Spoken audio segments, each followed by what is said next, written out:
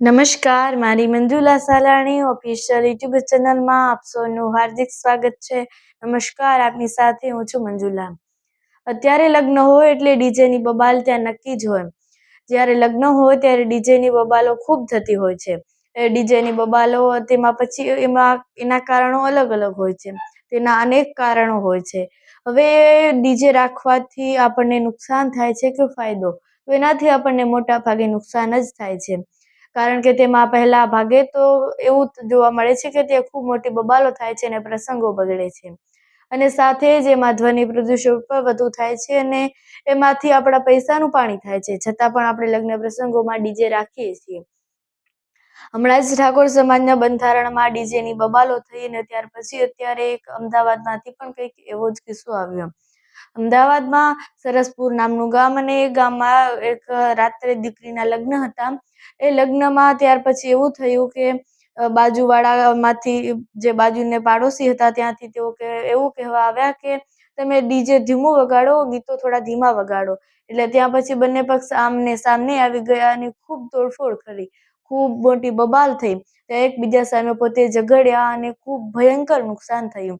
ત્યાં તમે જુઓ તેના દ્રશ્યો તો ઘડીક વાર માટે તમને થાય કે આટલા બધા ઝઘડાઓ લગ્નમાં કેમ થાય છે. લગ્નમાં એવી બબાલોની સાથે સાથે તેમને એ નથી થતું કે આપણને નુકસાન થઈ રહ્યું છે.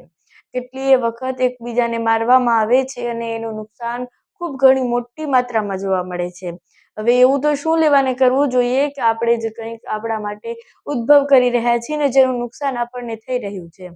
ત્યાં પણ એવું જ થયું. ત્યાં ગાડીઓ પડી હતી. એ ગાડીઓ, સ્કૂટરો બધા જ ત્યાં ખૂબ નુકસાન થયું. ગાડીઓને તોડફોડ કરી અને એ દ્રશ્યો બધા જ ભયંકર હતા. એકબીજા પક્ષ સામે બંને આ બાજુ એક ટીમ હતી અને બીજી લગ્નવાળાના જે ડીજે રમી રહ્યા હતા તે લોકો હતા. બધા જ એકબીજાની સામે આવી ગયા અને બધાએ મારામારી કરી.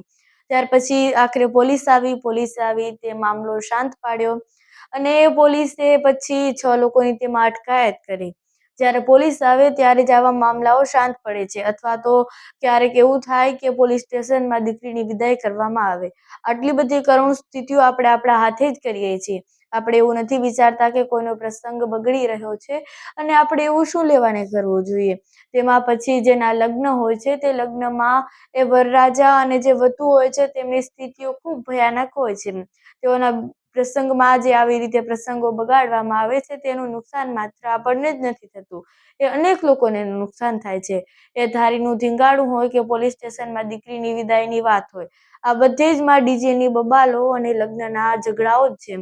આ બધે જ આ લગ્નના ઝઘડાઓ ખૂબ મોટા પ્રમાણમાં વધી રહ્યા છે. અત્યારે લગ્નની સિઝન છે એટલે લગ્નમાં અત્યારે ખૂબ આવા બધા ઝઘડાઓ થઈ રહ્યા છે. લગ્નમાં ઝઘડા કરવા એ સારી બાબત નથી, છતાં પણ લોકો ખૂબ આવા ઝઘડાઓ કરી અનેક પ્રસંગો બગાડે છે. માટે આપણે ક્યારેય પણ ઝઘડા ન કરવા જોઈએ. તો તમારું આ બાબત પર શું કહેવું છે? કમેન્ટ્સ પર જરૂરથી જણાવજો. સાથે જ અમારી મંજુલા સાલાણી ઓફિશિયલ યુટ્યુબ ચેનલને સબસ્ક્રાઇબ કરવાનું ભૂલશો નહીં. નમસ્કાર.